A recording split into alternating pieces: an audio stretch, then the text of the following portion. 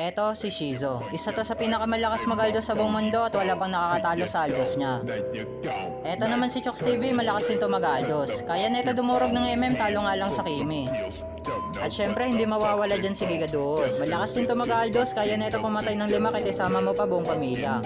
Isa pa to guys, si Aldos. Maingay to pero kaya neto umubos ng 5 kahit walang kasama.